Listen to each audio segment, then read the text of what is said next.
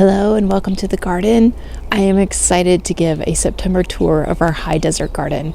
Some of the edibles growing in our garden right now are carryovers from our spring summer garden that we kept growing and are still producing food for us to eat. And then some of the things are just starting out, itty bitty seedlings coming up, giving us hope for what we'll be eating in the near future. So come take a look. Okay, first up is this Ivarski pepper. I'm loving growing it. The plants I grew in full sun have expired, and these ones in partial shade, a little bit of shade, made them last into the fall. All the ones I grew along this line have stayed in the garden and are still giving me beautiful vegetables to eat and grill up with onions, which I'm hungry because it's almost lunchtime.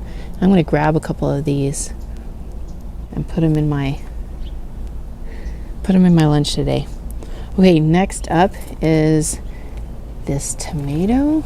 I kept it in the garden because it is still alive. So many of my tomatoes I have taken out, but this one and a couple others are still growing on. It's got some yellow flowers. I am hoping that it will put on another tomato this year before the frost in November. This is a purple Cherokee and I love the flavor. I've loved growing it this year. Next up, ping tongue eggplant. I cannot get over that this plant is still just going and producing eggplants. There's one down there. It's got a little bug hole in it. Most of my eggplants that I've grown this year have had no bug holes. That is the first one I've seen with a hole in it, to be quite honest with you. And it's still flowering. We've got some flowers going. There's a beautiful flower right under there. Oh, let's go down the line. Okay, we've got the Ivarski pepper. Here's some more eggplant. Ping tongue eggplant. I'm going to put one of those in my lunch too. I'm going to grab that pepper. I'm going to grab an eggplant. These are shorter than they were in the spring and summer, but they're still yummy. Here's another purple Cherokee tomato I'm hoping will set on fruit. And I gotta show you one more pepper. It's the Pippin golden honey pepper. I kept a couple of these in the garden too, and look, it's giving me new peppers. It's purple when it comes out of these cute purple flowers, but then along the way it will change and become a golden honey color. Pippin golden honey pepper. It's so tasty. I love it. Here's an area where I am trying cowpea for the first time.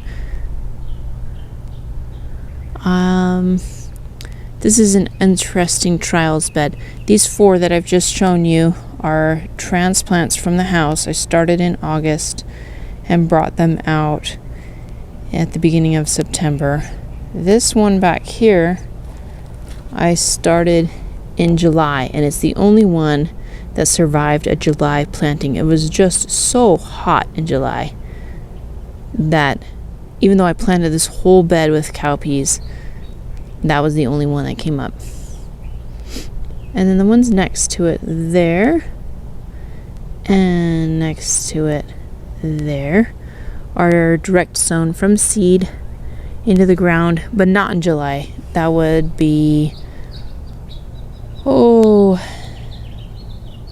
beginning of September. So first time growing cowpea, and I do not know yet if I like it. Looks like there's a pod growing there, and I guess it needs to develop before I go around trying to eat it and sample it and see what it's like. There's some ants on it, I've observed. Right here, this cute little plant is Thai basil, and it's growing down the line. There's another one, Thai basil, and there's some hints of beets starting to come up. But here's some kale coming up, and that is direct sown from seed into the garden. I did do transplants out here. It was still a little bit hot, and it didn't take the transplant very well. This is one of them, and the others have all perished. So this one grown from seed, here's another one grown from seed directly into the ground a little later than that transplanting made a big difference. So planting when it's still pretty hot didn't work out for the kale, but planting again filled in some of those spaces. I'm looking forward to kale. That cute little plant in the center, and coming down the line to the next one, and then the next one. This is my attempt at fall planting yodfa. I got another line of them going down the drip line here. I grew yodfa in the spring and it worked out really well, and I wanted to see what's it like planting it in the fall and how good of a fall crop we might get. So I'm anticipating that this will be really good. Hope so. I'm looking forward to it. I've got onions up and coming in this bed down the line, and in this bed right nearby, some more cute little plants. We've got some carrots coming up